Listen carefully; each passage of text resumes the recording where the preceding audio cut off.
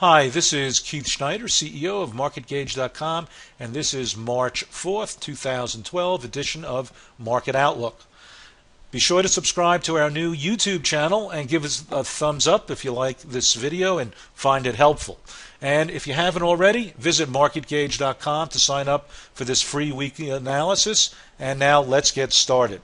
So we've had quite a divergence in some of the key stock market indices. Starting with the ugly IWM, you can see we broke down beneath the 10-day moving average convincingly for the first time several days in a row. So overall, with the 50-day over the 200, bullish phase intact. The condition, market condition, has been downgraded to a condition 2 as we trade under the 10-day moving average, and it actually is now slightly sloping down. So we can see potentially more corrective action. One thing to take note on a weekly basis, which is quite divergent from some of the other key indices, we have not taken out the highs set back in 2007 and also the highs reached in 2011. So true to form, although the 65-week is still pointing up, and you can see it acted as a very, very good overall trend indication.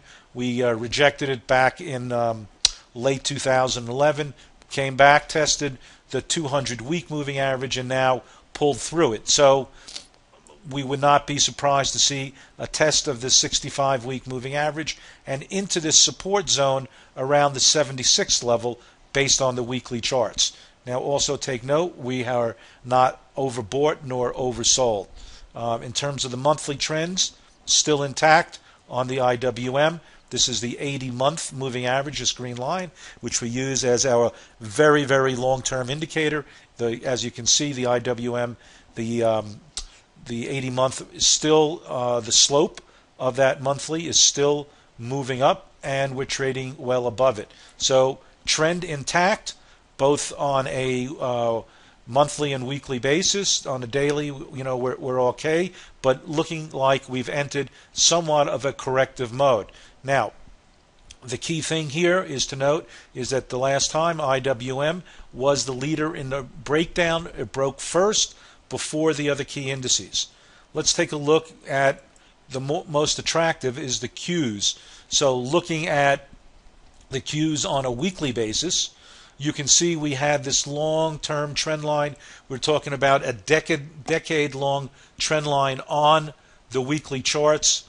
It came in at around 60, and as we noted that after the breakout, let's take a look of the wedge, we were concerned about how it might act at that long-term channel line. It basically paused there for a couple of minutes or a couple of days really and just blew right through it. However, note of caution on the weekly charts, we have been overbought, hitting over 99 on our weekly RSI for the last several weeks. So that also goes to point out how important it is to use the confirmation of price action to confirm overbought readings. So are we in a cautionary zone here and a bit overheated based on the RSI? Absolutely, on a weekly basis. Now let's go and take a look at the daily. Quite a different story. As you can see, this 10-day moving average, although tested briefly intraday several times, still strongly intact. And as you can see, this is now offering a good line in the sand. A move below 64 level in the Nasdaq would be crossing of that 10-day moving average. If we close under it, that would be a note of caution. But for now, the trend is strongly intact. Now, breaking the tide, let's go to the SPYs, which is really the broadest based and the most indicative of the overall market. The Nasdaq 100 being skewed by the stellar performance of Apple. Now, what do we have here? Actually, let's go back up here and take a look at the weekly charts. On a weekly basis, we've had, since the lows, based in 2009, you can see we have this nice trend line right here, potentially building up to a back test of this trend line up in this area. But overall, the only thing you can say is once we took out this 65-week moving average and that wedge that we had been talking about, it's been straight up. Now, of course, the volume has been relatively low, although this week's volume was not bad. Thing to note, again, the short-term RSI on the weekly charts, right? This is a 2-period RSI running quite rich here. So, are we potentially prone to a correction? Yes, but again, we must be confirmed by price action.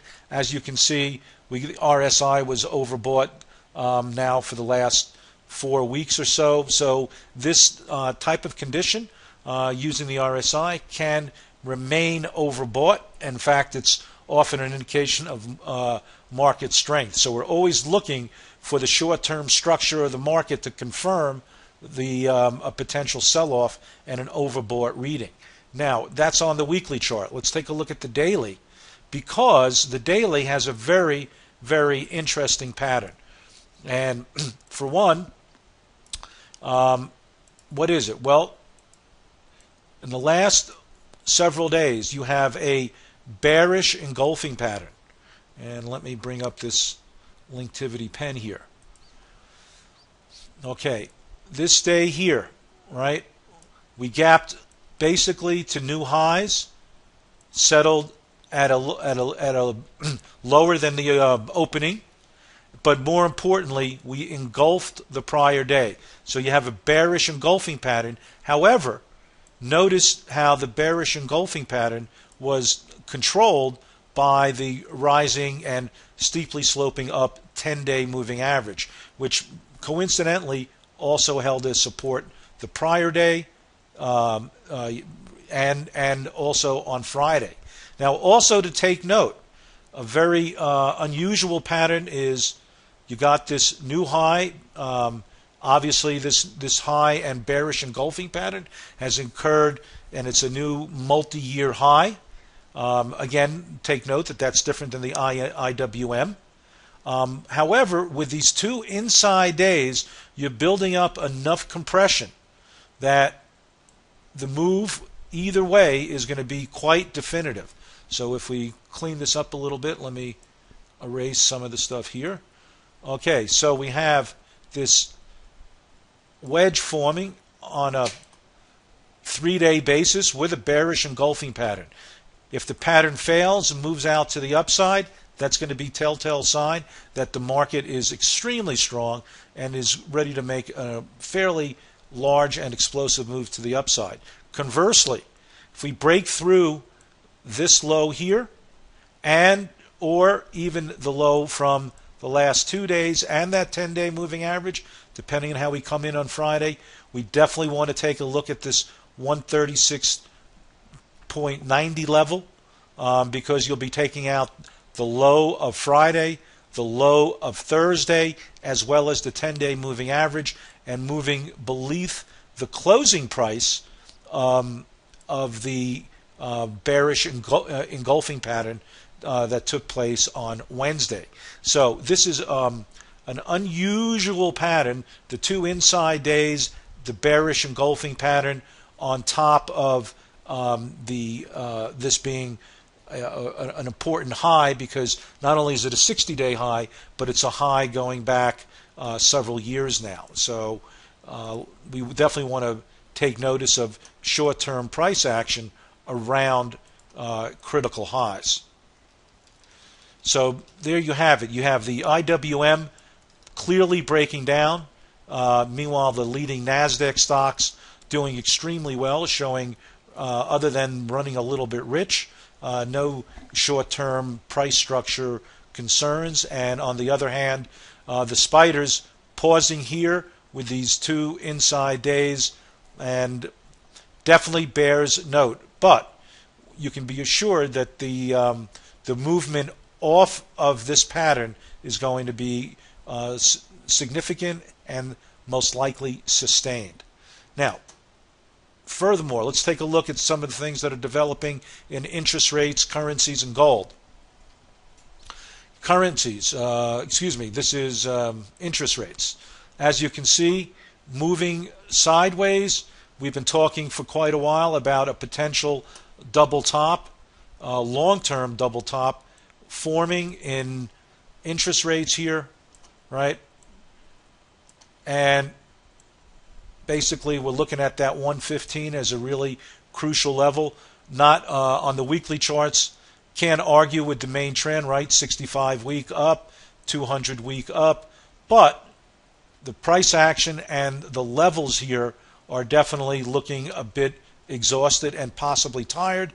But we're going to wait and see whether this is a potential flag on the weekly charts, or is this basically really topping action.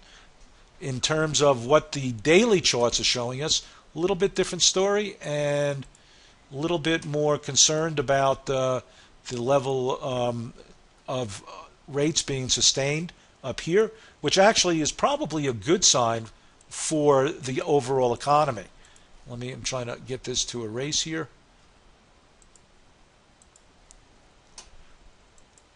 Well, I'm having issues here. Let me okay.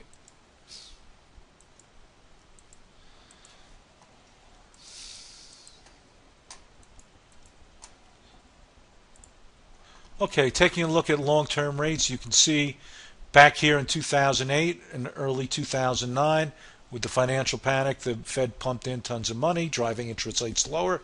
Similar scenario here as we got into really bad times with the sovereign debt of the U.S. being downgraded. The Fed pumped in money, driving interest rates down. But we've paused now at these highs and are basically compressing here. So the issue is, are we going to compress here and pausing for a move down? And this is the end of the interest rate drive down, and been producing as much money as cash as we need, or is the economy improving, and this being a telltale sign of rates reaching its apogee here in terms of price, which would mean the low in interest rates have been potentially hit. So on the weekly charts, definitely potential double top, but it could be also, depending on what happens, powering for another final move to the upside. However, with the economy strengthening, that's certainly being called into question. Let's look at the daily charts. As you can see on the daily charts, we respected the declining trend line here, failed at the declining 50, and as you can see with the declining 50-day moving average and now trading under it, we're definitely in a warning phase. So let's see what happens. Are we going to break out of this wedge to the upside, or are we going to take out this 115 level, which would be more indicative of a real top in rates, and this could be the beginning of a major move and a correction of the longer term trend. Now, just going back, you can't argue really with the long-term trend in rates. It's been basically in effect for years. We went basically sideways for many, many years, but long-term, the trend for rates has been down. And again, you can see that the 80-month moving average still very strongly intact, no issues there. And again, if we wanted to look at the weeklies, are same issue, right? The 200-week moving average and the 65-week both stacked in a bullish phase. So intermediate term weekly charts are still intact, although on a shorter term basis, the trend is definitely being tested as we speak. Now, this is a pretty good sign with the interest rates moving sideways to down and the market holding up. That is actually positive. It's showing signs that the economy is improving and that the era of potentially lower and lower rates is coming to an end. So let the market tell us, but if that's the case, this is actually a good sign for the U.S. economy and probably the global economy as well. Now, finally, let's take a look at gold. And again, looking at the weekly chart in gold, you can see the weekly trend about as strong as it could be. There's the 200-week moving average, major support around the 1200 level, but the more important moving average that we like is the 65-week. As you see, we came down, tested it after the run up to almost 2,000 an ounce or 1,900, came down, tested it, roared off of it, and now with the sell-off on Thursday and Friday, the market definitely is telling us something here. Don't like when a market takes out basically weeks worth of action in a matter of hours. It's telling you that there's potentially a structural shift. But also of interest is on the daily chart. We're not overbought nor oversold. We have this couple of days, an inside day. Yesterday was not an inside day, but pretty damn close. You had a doji day, so it's going to be interesting to see which way we break from. Did we do enough damage on Thursday to break this trend? So right now we're still sitting on the 50-day and pretty much the 200-day moving average, which you can see the phase basically turned up. So it'll be interesting whether this holds here or actually fails. And if this thing fails, you can be sure that the market is going to be on a tear, the U.S. equities market. So this divergence between gold and S&P, very, very interesting. Furthermore, on another note is the dollar versus the euro. And as you can see, the euro has been under pressure. We've been trading on a weekly basis under the 200-week, under the 50-week. We had a test of the 160 exponential with an overbought situation, and it's now going, the euro is now correcting against the dollar. And again, this is a good sign. Stock market overall holding up, even with other things such as gold and the euro heading down. Normally, we had this connection between the euro and the the direction of the equities market. So, with that, I look forward to this week. It's going to be very, very interesting because these linkages are quite crucial, and the market is definitely at an interesting point here. So let's stay tuned, watch the short-term market structure to give you a clue as to what's happening with the overall macro picture. But it's possible that things are definitely getting better here, and that's going to have some structural shifts in the markets, which seem to be playing out in the charts. Thanks, and remember that this wraps up this week, and if you like this video, again, give us a thumbs up, and don't forget to visit MarketGauge.com to sign up for the free weekly analysis. And bye for now. All right, well, that concludes this week's version of Market Outlook. And again, if you haven't signed up for the YouTube channel, please do, or visit us and sign up for this newsletter if you liked it at MarketGauge.com. Thanks, and have a great week.